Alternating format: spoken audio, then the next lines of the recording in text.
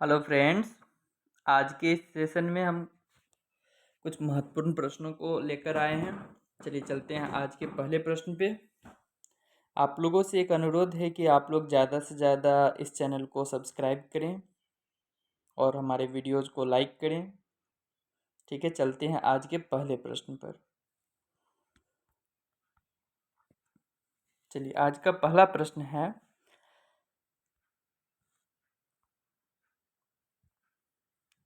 India for Indians किताब किसने लिखी?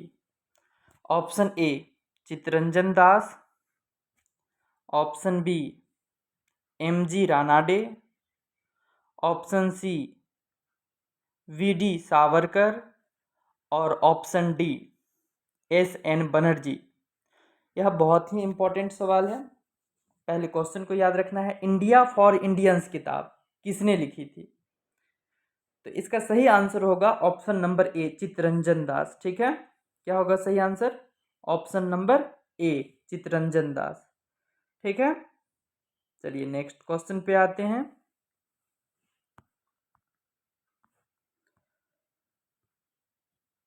क्वेश्चन नंबर 2, सत्यशोधक समाज की स्थापना किसने की थी? Option A Dayanand Saraswati, option B Jyotiba Phule, option C Gandhi ji, option D doctor Baba Saheb Ambedkar. ठीक है, सत्यशोधक समाज की स्थापना किसने की थी? तो इसका सही आंसर होगा ऑप्शन नंबर बी ज्योतिबा फुले। क्या होगा? ज्योतिबा फुले। ठीक ना, Jyotiba Phule is the right answer. ठीक ना, सत्यशोधक समाज की स्थापना किसने की थी? तो ज्योतिबा फुले ने की थी। ठीक है, चलिए नेक्स्ट क्वेश्चन पे आते हैं। आज का अगला प्रश्न है, भारतीय राष्ट्रीय कांग्रेस की प्रथम महिला अध्यक्ष कौन थी? Option A Kasturba Gandhi, option B Sarojini Naidu, option C Annie Besant, option D Lakshmi Desai. पहले क्वेश्चन को ध्यानपूर्वक देखना है। भारतीय राष्ट्रीय कांग्रेस की प्रथम महिला अध्यक्ष कौन थी? प्रथम महिला अध्यक्ष की बात कर रहा है, तो इसका सही आंसर हो जाएगा option number C Annie Besant. ठीक है, क्या हो जाएगा सही आंसर? Annie Besant. ठीक, चलिए नेक्स्ट क्वेश्चन पे आते हैं। आज का अगला प्रश्न है, 1930 ईस्वी में महात्मा गांधी ने सविनय अवज्ञा आंदोलन कहाँ से प्रारंभ किया था? ठीक ना, और सविनय अवज्ञा आंदोलन क्या था? जिसमें इसको इंग्लिश में बोला जाता है सिविल डिसओबीडियंस मूवमेंट। इसमें जो भी अंग्रेजी सरकार में कार्यरत व्यक्ति थे या जो सेवा प्रदान कर रहे थे अंग्रेजी सरकार के अधीन, उन सभी से यह अनुरोध किया गया था कि वे उनका अवज्ञा करें, वह अपने कार्य पर न जाएं और उनको राजपाट चलाने में मदद ना करें। ठीक ना, तो यह सविनय अवज्ञा आंदोलन की प्रारंभ कहाँ से हुआ था? तो यह ऑप्शन ए वर्धा से, ऑप्शन बी दांडी से, ऑप्शन सी सेवाग्राम से और ऑप्शन डी साबरमती से। तो देखिए सविनय अवज्ञा आंदोलन का प्रारंभ जो है दांडी यात्रा से हुआ था। ठीक ना, तो इसका सही आंसर हो जाएगा ऑप्शन नंबर बी दांडी से। ठीक है, चलिए आज के नेक्स्ट क्वेश्चन पे आते हैं। भारत के विभाजन के समय भारतीय राष्ट्रीय कांग्रेस का अध्यक्ष कौन था? Option A JB. Kripalani, option B Jawaharlal Nehru, option C Maulana Abul Kalam Azad, option D C Rajagopalachari. चलिए इसका सही आंसर हो जाएगा option number A JB. Kripalani. ठीक है, भारत विभाजन के समय भारतीय राष्ट्रीय कांग्रेस का अध्यक्ष कौन था? तो जे.बी. कृपलानी था। चलिए नेक्स्ट क्वेश्चन पे आते हैं। पुस्तक poverty and un British rule in India किसने लिखी? ये बहुत ही महत्वपूर्ण क्वेश्चन है, यह कई बार बीपीएससी में पूछा जा चुका है। चलिए ऑप्शन ए पे आते हैं, सी आर दास मतलब चित्तरंजन दास। ऑप्शन बी दादा भाई Naoroji. Option C Vipin Chandra Pal. Option D Lala Lajpat Rai. तो इसका सही आंसर हो जाएगा दादा भाई नौरोजी, ठीक ना।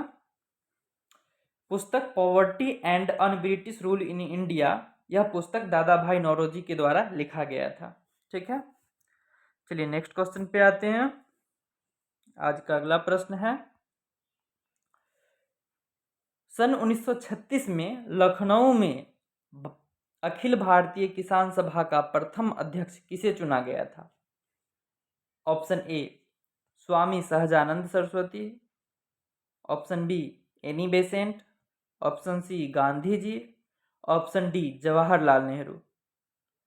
तो इसका सही आंसर हो जाएगा option number A, Swami Sahajanand Saraswati को चुना गया था, ठीक है। याद रखना है कि अखिल भारतीय किसान सभा का प्रथम अध्यक्ष जो है स्वामी सहजानंद सरस्वती को चुना गया था। यह अधिवेशन कहाँ हुआ था? तो लखनऊ में हुआ था। ऐसे भी क्वेश्चन पूछ सकता है कि अखिल भारतीय किसान सभा का आयोजन कहाँ हुआ था? तो लखनऊ में हुआ था। कितने ईस्वी में हुआ था? तो सन 1936 में हुआ था, ठीक ना। और अखिल भारतीय किसान सभा का प्रथम अध्यक्ष किसे चुना गया था? तो स्वामी सहजानंद सरस्वती को चुना गया था, ठीक है। चलिए चलते हैं नेक्स्ट क्वेश्चन पर। इसमें से कौन कैबिनेट मिशन के सदस्य नहीं थे? Option A Pethick Lawrence. Option B Wavell. Option C Stafford Cripps. Option D A V Alexander. जैसा कि आप लोग जानते होंगे कि कैबिनेट मिशन में 3 मुख्य सदस्य थे, जिसमें पैथिक लॉरेंस, स्टेफोर्ड क्रिप्स और एवी एलेक्जेंडर था। तो इसका सही आंसर हो जाएगा ऑप्शन नंबर बी, ठीक ना। क्या हो जाएगा सही answer? Option number B Wavell. क्योंकि ऑप्शन ए, सी और डी ये 3 व्यक्ति जो थे, ये 3 व्यक्ति कैबिनेट मिशन के सदस्य थे, ठीक ना।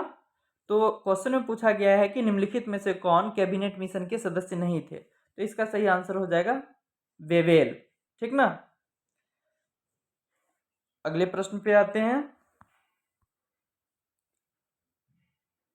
सती प्रथा को गैर कानूनी किसने घोषित किया? Option A Warren Hasting. Option B Cornwallis. Option C Lord Curzon. Option D William Bentinck. इस प्रश्न का सही आंसर हो जाएगा option number D William Bentinck, ठीक ना। चलिए चलते हैं आज के अगले प्रश्न पर। अगला प्रश्न है, निम्नलिखित में से कब बंगाल विभाजन की घोषणा की गई थी? ऑप्शन ए 19 जुलाई 1905 को। ऑप्शन बी 7 अगस्त 1905 को। ऑप्शन सी 15 अगस्त 1905 को। ऑप्शन डी 16 अक्टूबर 1905 को। इस प्रश्न का सही आंसर हो जाएगा ऑप्शन नंबर ए 19 जुलाई 1905 को, ठीक ना। बंगाल विभाजन की घोषणा 19 जुलाई 1905 ईस्वी को की गई थी, ठीक है। चलिए नेक्स्ट क्वेश्चन पे आते हैं, और यह बहुत ही इंपॉर्टेंट क्वेश्चन था, इसे अवश्य याद रखिएगा आप लोग। भारतीय राष्ट्रीय कांग्रेस द्वारा किस दिन को पूर्ण स्वराज दिवस घोषित किया गया था? ऑप्शन ए 26 जनवरी 1930 को। ऑप्शन बी 15 नवंबर 1947 को। ऑप्शन सी 30 जनवरी 1948 को। ऑप्शन डी 26 जनवरी 1905 को। तो देखिए इसमें इंपॉर्टेंट क्या है, भारतीय राष्ट्रीय कांग्रेस द्वारा किस दिन को पूर्ण स्वराज दिवस घोषित किया गया था? तो हम लोग पूर्ण स्वराज दिवस कब मनाते हैं?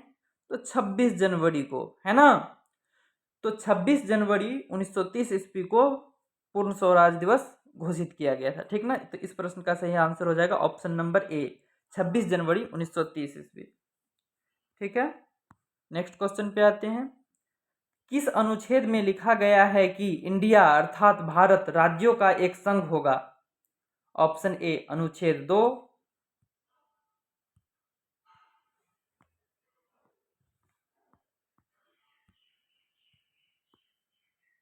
ऑप्शन बी अनुच्छेद 1, ऑप्शन सी अनुच्छेद 4 और ऑप्शन डी अनुच्छेद 22। तो जैसा कि आप लोग जानते हैं कि हमारे संविधान के अनुच्छेद 1 में यह वर्णित है कि इंडिया अर्थात भारत राज्यों का एक संघ होगा। ठीक है, India is the union of states. क्या लिखा गया है? India that means Bharat is the union of states. ठीक है, तो इस प्रश्न का सही आंसर हो जाएगा ऑप्शन नंबर बी अनुच्छेद 1। ठीक है, चलिए नेक्स्ट क्वेश्चन पे आते हैं। मूल संविधान में कितने अनुच्छेद, कितने भाग व कितनी अनुसूचियां थी? मूल संविधान का बात कर रहा है। जब संविधान लागू किया गया था तो उस समय मूल संविधान में कितने अनुच्छेद थे, कितने भाग में बटे थे और उसमें कितनी अनुसूचियां थी? चलिए ऑप्शन को देखते हैं। ऑप्शन ए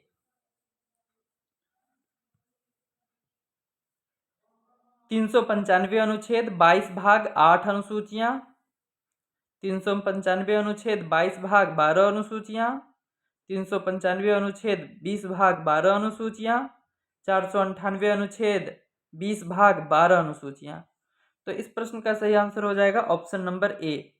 ठीक ना, 395 अनुच्छेद 22 भाग और 8 अनुसूचियां। ठीक है, चलिए चलते हैं नेक्स्ट क्वेश्चन पे। निम्नलिखित में से किस संविधान सभा के अधिवेशन में महात्मा गांधी को सर्वप्रथम श्रद्धांजलि दी गई थी? इस प्रश्न को ध्यानपूर्वक समझना है। इस प्रश्न का कहना है किस संविधान सभा के अधिवेशन में महात्मा गांधी को सर्वप्रथम श्रद्धांजलि दी गई थी? ठीक है, तो इसका ऑप्शन पे ध्यान देना है। ऑप्शन ए है संविधान सभा के पहले अधिवेशन में, संविधान सभा के दूसरे अधिवेशन में, ऑप्शन सी 5वें अधिवेशन में, ऑप्शन डी 7वें अधिवेशन में। तो ध्यान रखना है, इस क्वेश्चन बहुत ही महत्वपूर्ण प्रश्न है।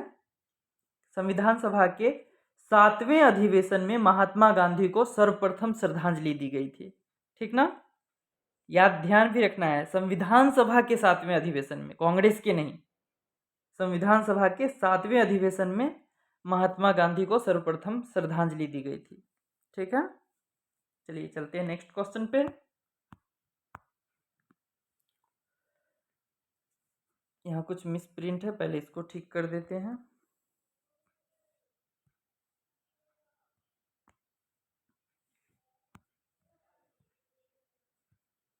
भारतीय संविधान को बनने में कुल कितने समय लगे थे?